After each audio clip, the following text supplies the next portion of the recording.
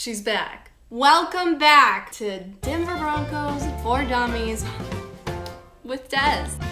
I've been away brushing up on my Denver Broncos knowledge for the past few months.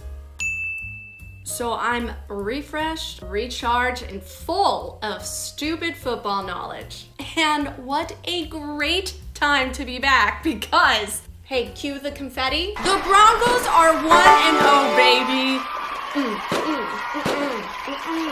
And it was their first win in September since 2018. Yes, the so-called Vic Fangio curse has been lifted because this was actually his first September win with the Broncos. So obviously, you know what that means. This year is our year, baby. We are going to the Super Bowl, and you can't tell me otherwise. No? Super Bowl. Super Bowl 54? Well, on a much sadder note, Judy is expected to miss the next 4 to 6 weeks due to a high ankle sprain that happened in the third quarter. And God, it was a doozy. Here's a real-time reaction of how I felt. And yes, I'm wearing the same shirt because it's my new favorite shirt, so what of it? Ronald Darby is also going to be out for the next 4 weeks due to a hamstring injury that actually happened the second to last play of the game. Just can't get through a full game, you know, without multiple injuries. Which does mean that Pat Surtain will see more playing time in his absence. Which brings me to my next point. Who the hell is Pat Surtain? Great question, Des. Thank you.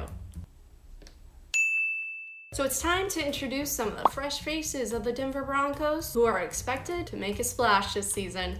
Let's go. Patrick Surtain was the 9th overall pick in the draft and a great one at that. He was arguably the best corner in the draft. He was named the MVP of the 2021 Rose Bowl, was a starter from day one at Alabama, and this guy's wired like a future Pro Bowl cornerback contender. He was coached by one of the best defensive back coaches in football history. His dad was also a killer cornerback, and I mean, doesn't he just look like a nice guy? Our second round pick was Javonte Williams. This guy is a powerful running back, mostly from playing 3 years of linebacker in high school. So he adds a boost into our running back game. Yes, we did let go of one of our best running backs, but with Melvin Gordon and Mike Boone, Williams adds a different style that could actually complement the other two very well. Also, his name is Pookie and I'm all about it. Next up, our third round pick, Quinn Miners. Some people called him the most underrated offensive lineman in the entire draft, and others call him Quinn the Gut Miners because he's built like a rock and his stomach sticks out like a stone.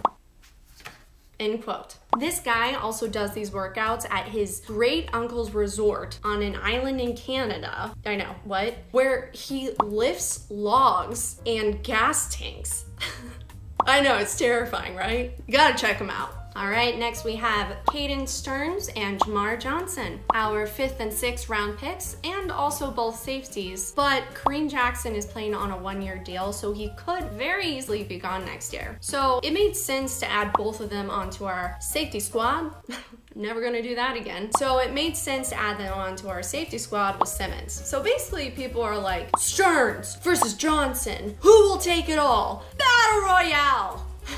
No, that's just me. I'm the only person. They're both great guys, I'm sure. Coming in at our 9th round pick is Jonathan Cooper. Although we have Von Miller and Bradley Chubb, Cooper could add some depth if an injury were to happen. And based on the history of Chubb and Miller, odds are that is pretty high. Oh God, knock on wood. Knock on wood. And that is the basic rundown of all the young whippersnappers on the team. How about that? Did I miss someone that you think will make a big impact this year? Please let me know, because I'm sure I don't know. Don't you worry your sweet little face. I did not forget about this guy. We're gonna do a full deep dive into Teddy Bridgewater and our whole quarterback sitch in the next episode. So stay tuned, people. See you next time, dummies. And as always, go Broncos.